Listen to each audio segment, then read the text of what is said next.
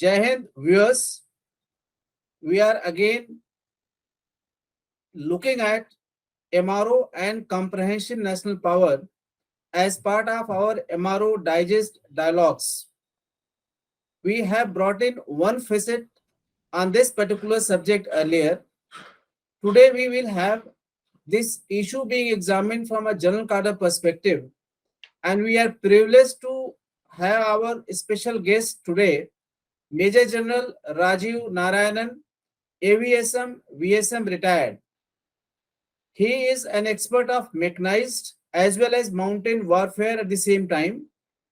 His credentials are actually unparalleled, to include being defense attaché in Embassy of India in Tajikistan, distinguished fellow of USI, and an academician with a difference.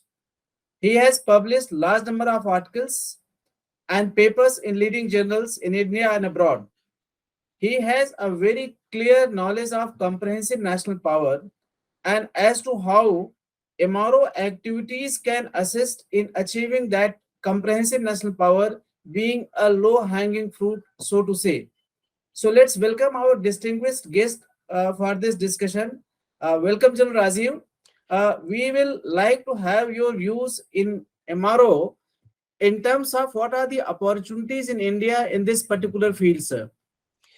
Yeah, thank you very much. I'm very thankful to Jal Mitharu and to you for giving me this platform to express my views, essentially, like you mentioned, from a user's perspective.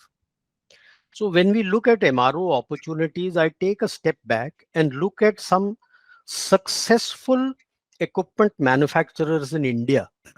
How do they go about their MRO and sustenance?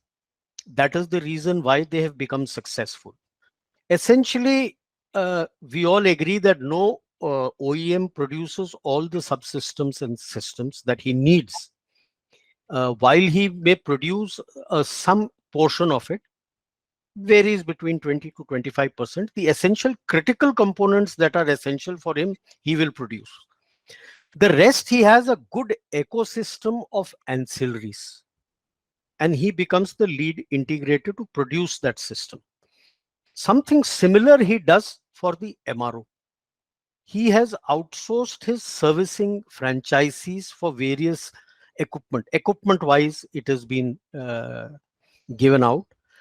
These people get the spares as required directly from these ancillaries, not through the OEM. They're trained by the OEM to understand the mechanics of how to repair that system. Now, that is how they have done it, but this becomes now the opportunities in India are tremendous, whether we look at it internally, whether we look at it externally, thanks to the Ukraine war.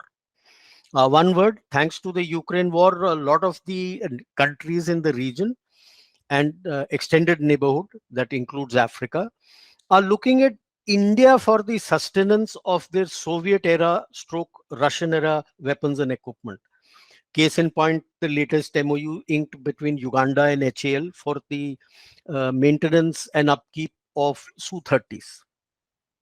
But when we look at the MRO per se, if I look at it from a military perspective, this becomes slightly different in the sense that there is one workshop which has to look at multiple things. So we'll touch that later. The essence of MRO opportunity in India is you have the skilled manpower, you have and you are developing the essential infra.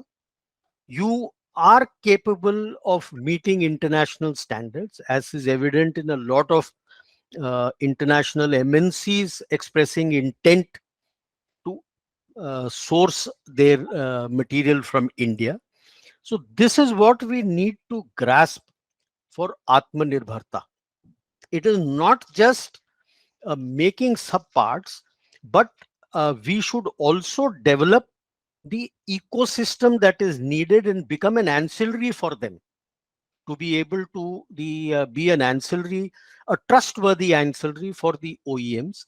And that will facilitate further in the MRO, because the cost of sourcing the spares from the ancillary, if it is within India, will be cheaper than sourcing it from outside.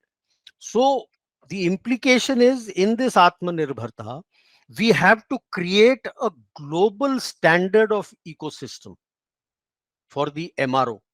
And uh, for the betterment, like our Prime Minister had also said about Sagar, that is security and growth for all in the region, we could also look at an odd ancillary being in our neighboring country also, which will benefit them also, which is what is going to benefit in the long term the stability of the region.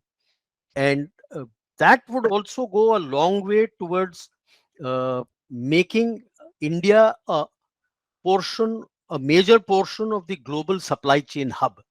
As the trust grows, people know that yes, they are trustworthy, they can do the manufacturing to the global standards.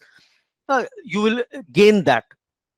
For that to succeed, the development of infra, your Sagarmala, dedicated freight corridors, the other railways, you have the ports which come part of the Sagarmala, your communication grid, digital grid infra, your energy, electrical energy, water, all these needs very careful attention in a step by step approach. The strategic window that is available, that we have, is small. That is, till this flux continues, you have to prove your credentials. Once you have proven your credentials, things will come. And that is where we need to grasp this opportunity to become not just an MRO hub. Best is to showcase our talent as an MRO hub, and then the next step as a supply chain hub. Thank you, sir. In fact, you have rightly brought out the various MRO opportunities, and that too not only in the defense forces, not only in India, not only the neighborhood countries, but also to the world at large, highlighting the strategic window which India has got to really get the spin off from the positive impact currently it has on the world stage. And with that as a background, sir, in your wisdom, how do you think this MRO can contribute to the comprehensive national power, which is so critical for India to achieve its rightful place amongst the community of nations, sir? Yeah, see, when we look at what exactly is comprehensive national power, the West looks at it only from three uh, standpoints. The fourth has come in: economy, military strength, and diplomacy, and of course, STEM has also come in now. Uh, HR is very important. Human, whether we go for STEM, whether we go for internal stability, the human resource element is very important. We have a very large bank of human resource available, skilled, semi-skilled, unskilled, they're all at various levels are available. The moment you make yourself and offer yourself and you create yourself as an MRO hub for the global companies, what happens is a lot of jobs get generated. It is not just the organized, even in the organized, unorganized labor market also, a lot of jobs get created. Once this happens, then the person is not easily diverted from this because he has a good livelihood to manage himself. So, which is where the education becomes very important, the skilling of them. For whether the skilled or the semi-skilled, you need that specific skilling for these to be able to handle these jobs. Once this happens, and like I said, you can have your ecosystem of ancillaries, interstate, intrastate. Once these dependencies develop, the tendency to destabilize someone else reduces to a large extent because it has a reverse impact on yourself. Something like what Europe is witnessing today. They had extreme dependencies of various resources over the Russians, and the moment you have gone to war, suddenly prices of everything have shot up. So these are very critical, and I'm sure the most of the global South and everybody else is looking at it very carefully.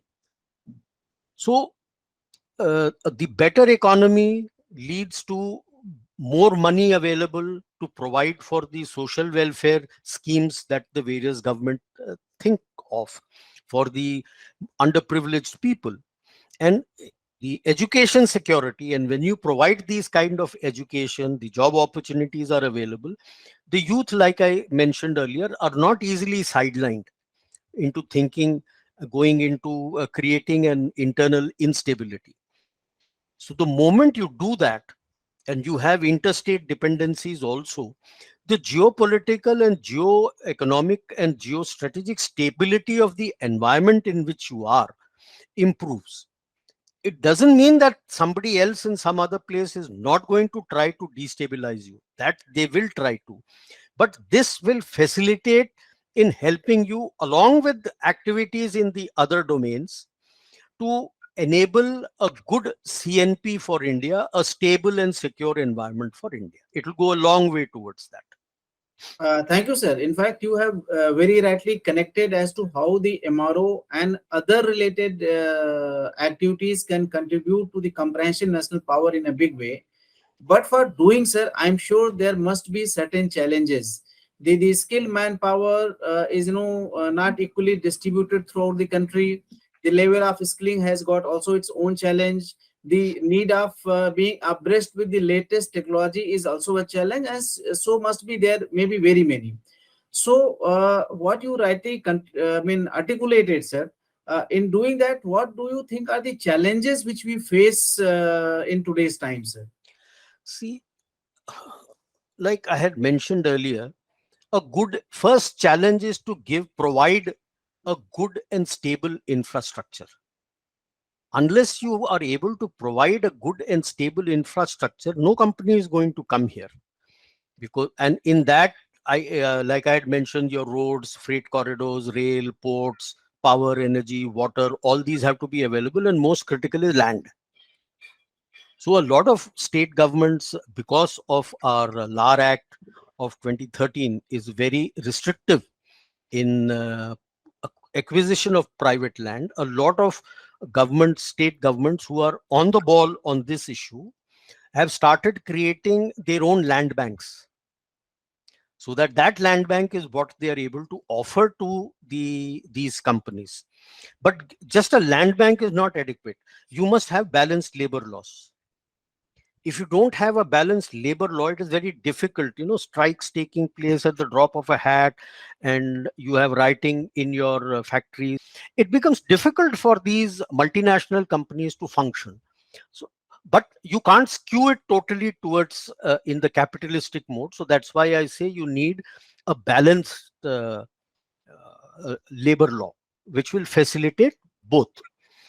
And of course, like you had touched upon about education, it is the most critical.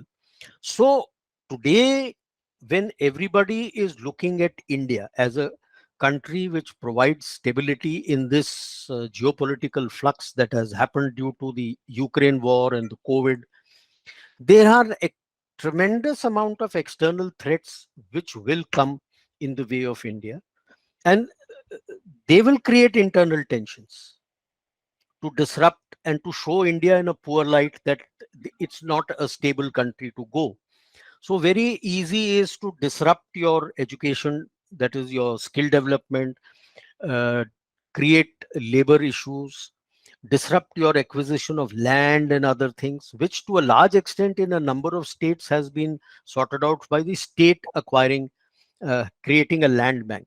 But in states which have a very high percentage of arable land, creating land banks is also an issue, because the other states do have certain arid patches of land which they have kept with them to be able to give.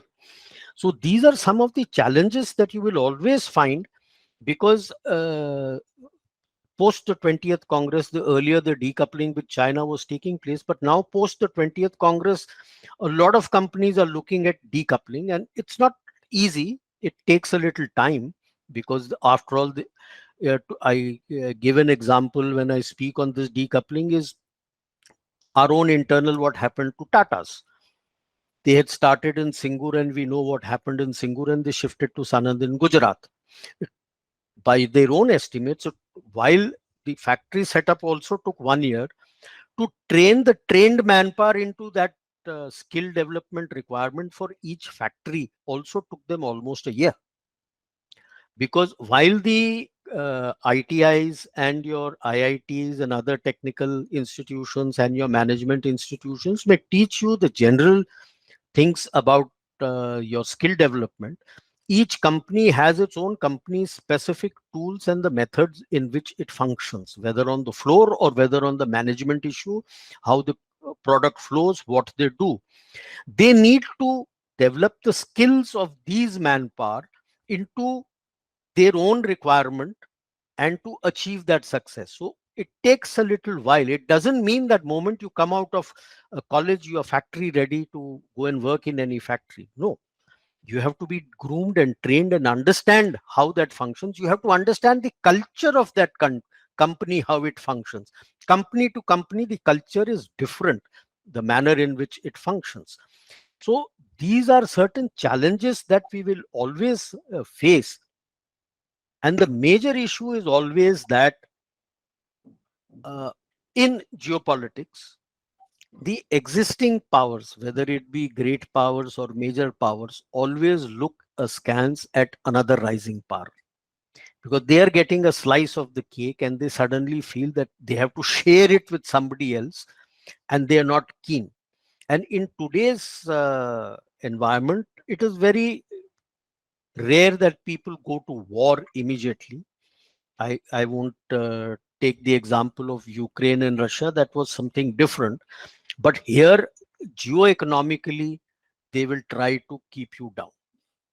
And that geoeconomically will be on these multi domain threats, where they would try to fracture your structure and weaken your structure from internally. So, for that, you got to make sure that your military and internal security apparatus are up on the ball to counter these, not only external, but there will be a lot of fifth columnists working from inside. So these have to be effectively countered concurrently with what we are doing to gain economic rise. Thank you, sir. In fact, you have just covered the national and international dimensions in this particular field. But let's come closer home. In your wisdom, sir, what are the challenges of military maintenance, and Yeah. especially what are the lessons which we can get from this? Because that will be something which will be interesting to the defense fraternity and also to the industries, including MSMEs and other manufacturers who want to have an interaction with the defense industry or the aerospace industry, sir.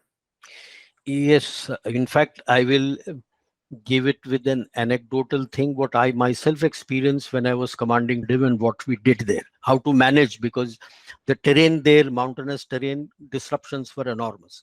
At the beginning of my talk, I had given the way how we can learn from the franchisee network of the OEMs.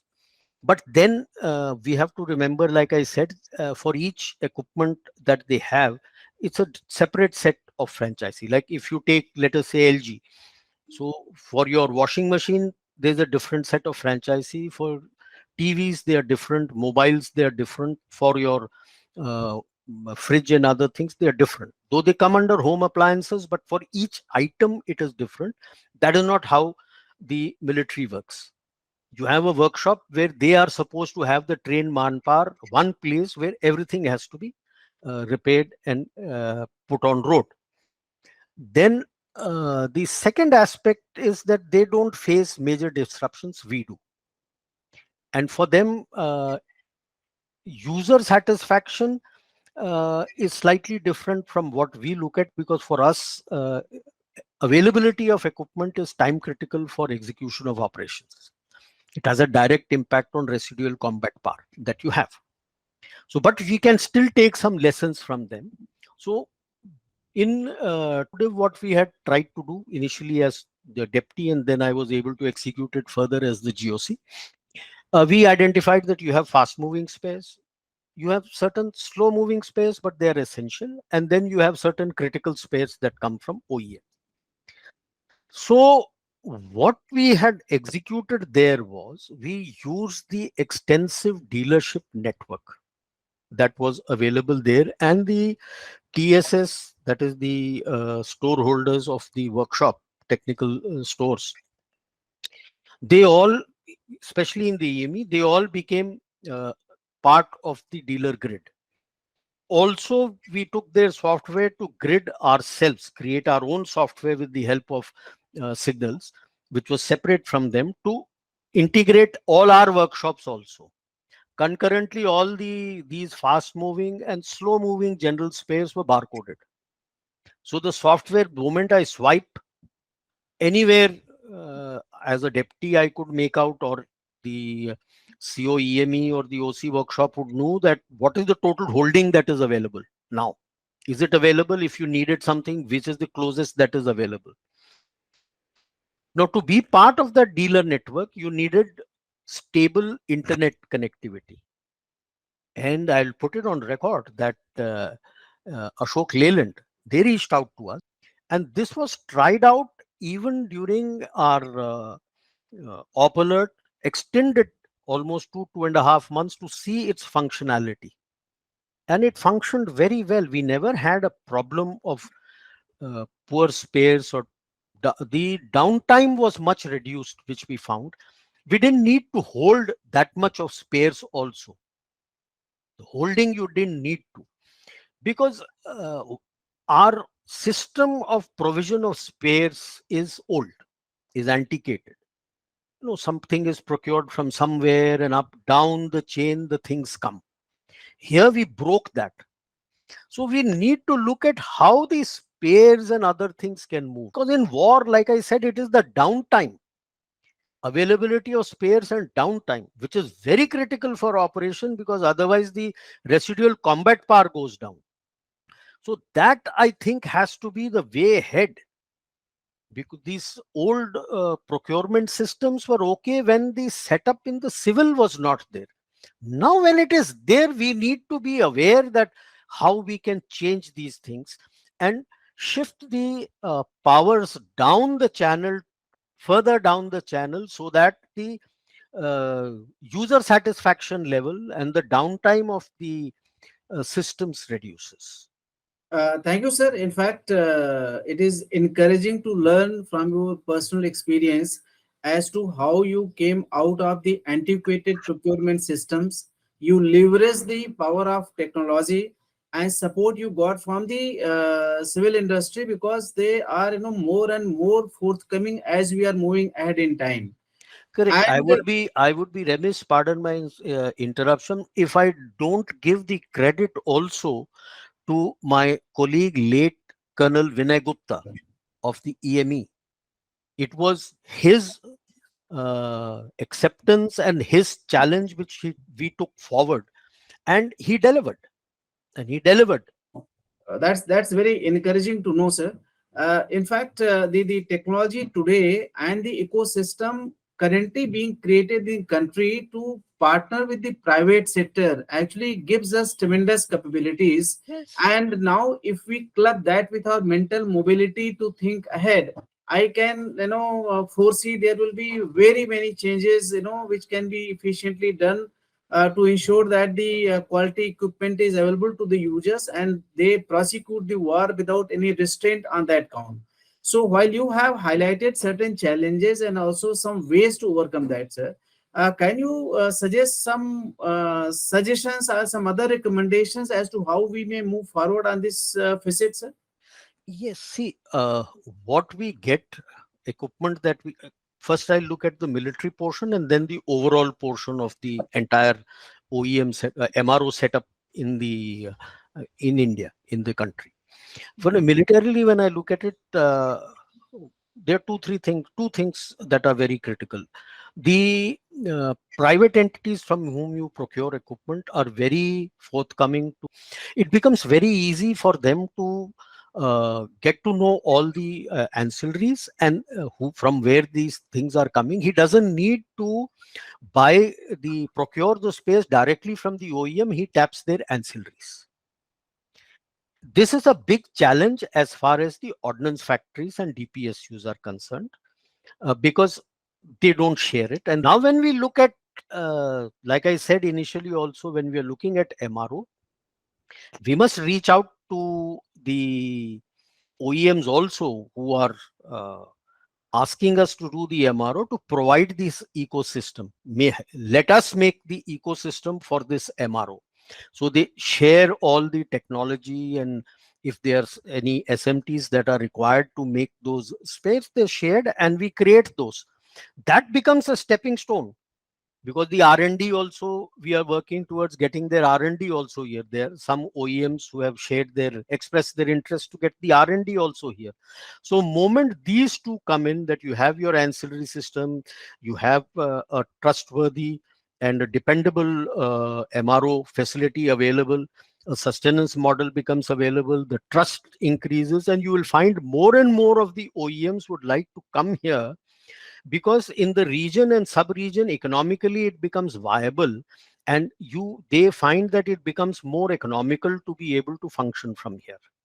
We need to once we have achieved this uh, trust from them, we need to start expanding it, the ancillary especially of the dependencies of the ancillaries with like-minded countries of the region. We got to be very careful on who we select as partners, and this would go a long way in India becoming economically strong and self-reliant, because of quite a lot of these OEMs then, I am sanguine, would shift base into India, because the kind of opportunity that Indian landmass provides, the not just the human index, but also the way India dominates the Indian Ocean. So the proximity from here to transport it to Europe and to transport it to US and other nations in the neighborhood is enormous. See, Europe, across the Suez, Mediterranean, and you are in the US, in Europe. Across the Malacca Straits, and you are into US. So the kind of hub that you would provide. So if you're removing China, other nations, Vietnam, they're looking at Thailand, they're looking at Indonesia, Philippines, they don't have that kind of wherewithal to provide that economy of scales, the scales that you can provide, the quantum of manpower and others you can provide. What I had to say, that you have to look at it, and for that infra is very important. Absolutely, sir. Keep underlining, in infra is very, very, very important. In fact, sir, you have brought out the international landscape, highlighting the strategic location of India, the way it is disposed in the Indian Ocean region, as to how it has the huge potential. It is a God-gifted thing of our peculiar, location, geolocation, where we can actually now become central to the world needs, especially in these fields, to look at the economies of scale, sir. Sir, you will be also agreeing with me that for doing these kind of things, some kind of goal setting is required, because only then the effort can be concentrated to achieve those goals. So, in your wisdom, sir, what could be our goal in this particular direction? See, firstly, the best thing is to make people aware. So more and more people get aware, the decision maker also find that there is something going on. So as far as phasing is concerned, how the step-by-step approach, I had said, you got to make sure that the MRO becomes a success, then the R&D becomes a success, the OEM becomes a success, and you become a small manufacturing hub in the global supply chain, or I would say rather a major manufacturing hub in the global supply. So that is the final aim. But the step is first where, especially with the war in Ukraine, people have suddenly found that the Soviet era and the Russian equipment needs sustenance, which the Russians are not able to provide, obviously because they are busy with their war. And everybody is looking towards India. So this is one opportunity you cannot afford to miss, and you cannot afford to spoil this opportunity. So if you give them the trustworthy MRO cover, then the word goes around that they have the capability and potential. So that step by step, that's why I said MRO first, Based on that, the R&D will start coming in. Your own people will start getting trained. Skill development with the institutions and all, education institutions and all, will come in towards that R&D, because people will start wanting to go there. Based on that, by the end of the near to the middle of the medium term, I am sanguine that we should become the main global manufacturing hub for ourselves and for rest of the world. As far as what MRO Digest can do in this regard, so these are very good themes that you have been selecting, and that we need to progress, not just with us uniformed people. Let us get in the other experts also, not just say who have served in the ministries and others. Let us get in some economists also who deals with this, business houses who are concerned with these things.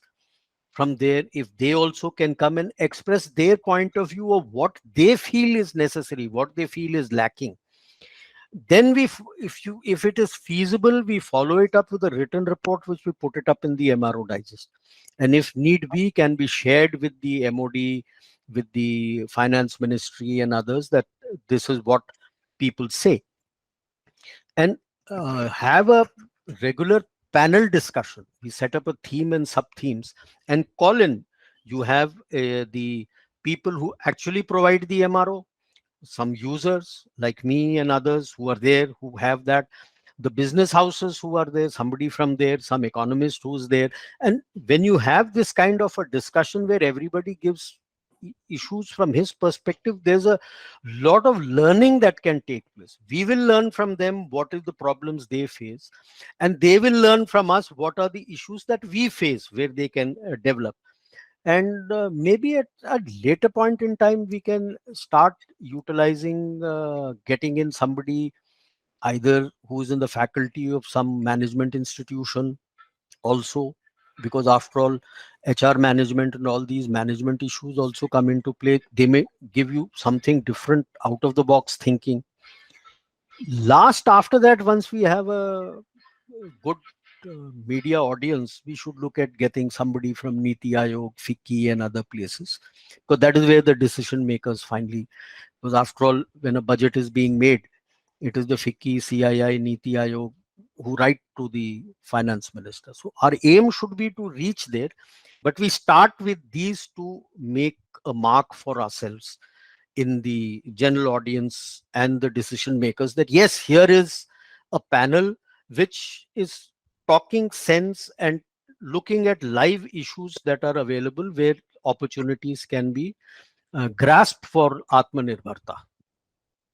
Thank you very much, sir. In fact, today, though the subject was the MRO and comprehensive national power, but the canvas covered by you was very, very wide, and you have highlighted with your practical experience, not only in the country, in the military domain, which you quoted, but also the world over what we you had, sir. So I'm sure the listeners will have a good input, and we are also grateful as to you being a primary member of this MRO Digest forum, have really brought out very, very important path guidance as to how we can leverage this platform for the larger good of this particular subject, as well as what we can do for the country, sir. Yeah, Thank you because very much, sir. I interact with students. Sir, When I say MRO, they look lost. correct, उनको sir. समझ नहीं आता कि MRO है क्या चीज. Sir, sir.